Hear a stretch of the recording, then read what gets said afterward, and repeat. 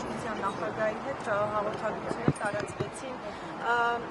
հեռախոսազրույցը հայկական կողմի նախաձեռնությամբ է ձեր նախաձեռնությամբ ինչ իրավիճակ էր, որ դուք որոշեցիք ամեն դեպքում որտորել այդ կամ առաջարկել հանել այդ սանկցիաները կամ դուք ինչպես ձևակերպում եք այդ սահմանափակումները եւ կարող ենք ասել, որ ըստ էության չստացվեց ձեր երկխոսությունը Ռուսաստանի նախագահի հետ, որովհետեւ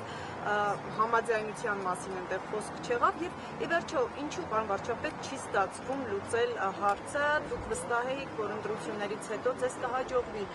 լուծել այդ խնդիրները։ Նախ երկխոսությունը ստացվեց, որովհետեւ երկար խոսեցինք։ Ինչ վերաբերում է նախ երկխոսությունը առնվազն մի քանի հարցերի շուրջ մենք եկանք ընդհանուր ըմբռնման, որ Հայաստանի Հանրապետությունը ամենակարևոր հարցը ունի լեգիտիմ իրավունք ինքը իր համար այլ ընտրանքներ ձևակերպելու, ձևավորելու եւ Ռուսաստանի նախագահին ասի, որ մենք հայտարարել ենք այդ ճանապարհը եւ մենք գնալու ենք այդ ճանապարհով, մանավանդ հիմա, երբ որ ժողովուրդն Հայաստանի Հանրապետության քվեարկել է դրա օգտին, եւ մենք ես ինչպես նախընտրական շրջանում ասել եմ, չեմ պատկերացնում, որ մենք մեր քաղաքականությունների արդյունքում հայտնվենք մի իրադրության մեջ, որ Հայաստանի Հանրապետությունը այլ ընտրանքներ չունի։ Հայաստանի Հանրապետությունը միշտ եւ բոլոր հարցերում պետք է ունենա այլ ընտրանքներ եւ այլ ընտրանք չունենալու դարաշրջանը փակված է։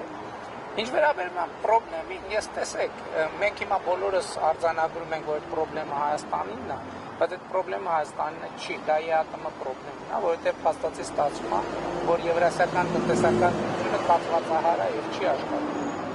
Եվ եթե այս հարցը արագ չլուծվի, թույլ տվեք կանխատեսել, որ դա կլինի ԵԱՏՄ-ի վերջի սկիզբը։ Բայց հնարավոր է Հայաստանի հետ կառավարությունը այդ դեպքում որոշի ավելի շուտ ԵԱՏՄ-ից դուրս գալ։ Չէ, մենք նման պլան չունենք։ Պարոն վարչապետ, Հայաստանի հետ առաջացել խնդիրը, եթե դուք ասում եք, որ ընդհանրապես դա ԵԱՏՄ-ի խնդիր, ինչու միայն Հայաստանի հետ է ընդհանրապես։ ԵԱՏՄ-ի, ես չեմ ասում, Հայաստանի հետ առաջացել է ձեզ հայտնի հանգամանքների պատճառով, որովհետև Հայաստանի Հանրապետությունը որդեգրել է այլ ընտրանքներ ունենալու քաղաքականություն, ընդ որում այդ քաղաքականության լեգիտիմությունը, այդ թվում Ռուսաստանի Դաշնության գործընկերները ընդունում են, ինքը շատ կարևոր է։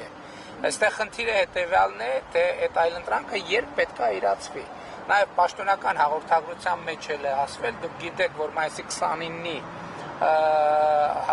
29-ին ԵԱՏՄ անդամ երկրների 4 երկրների ղեկավարներ ընդունել են հայտարարություն, որտեղ կամ պաշտպանել են Եվրամիության անդամագրվելու հարցով Հայաստանում հանրաքվե անցկացնելու իրադրությունը, ինչը վատ չէ։ Այսինքն այդ օրակարգի լեգիտիմությունը ընդունել են, բայց ես ուզում եմ հստակ նաև Ռուսաստանի Դաշնության նախագահին եմ ասել, որ հանրաքվեն չի կարող տեղի ունենալ առանց դրա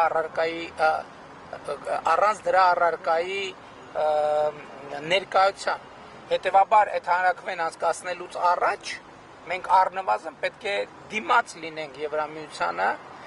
անդամագրվելու հարցով եւ այդ օրակարգը պետք է այլընտրանքը պետք է Ես եկեք իմ դիրքորոշումների մասին ասեմ, որովհետեւ վստահ չեմ, որ այս հատվածում, բայց առնվազն այս process-ը կարծում եմ լեգիտիմ է եւ այդ process-ը Պարոն վարչապետ, ձեր դիմագիծները, ռուսակցականները Աբովյանի հայտնվեցին աղմկահարույց պատմության մեջ